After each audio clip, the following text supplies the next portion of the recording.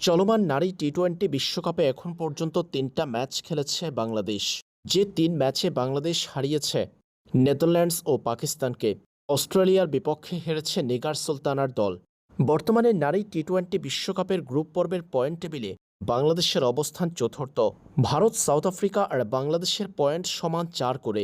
তবে net run রেটে বাংলাদেশ কিছুটা পিছিয়ে থাকায় ভারত এবং সাউথ আফ্রিকার পরে চতুর্থ স্থানে অবস্থান করছে বাংলাদেশ। গ্রুপে শীর্ষ ২ দল সরাসরি যাবে সেমিফাইনালে। বাংলাদেশের পরবর্তী ২ ম্যাচ ভারত এবং সাউথ আফ্রিকার বিপক্ষে।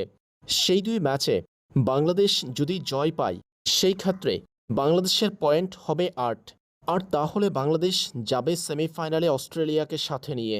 তবে বাংলাদেশ যদি ভারতের বিপক্ষে পরাজিত হয় এবং সাউথ আফ্রিকার বিপক্ষে জিতে, তারপরেও যেতে পারবে সেমিফাইনালে।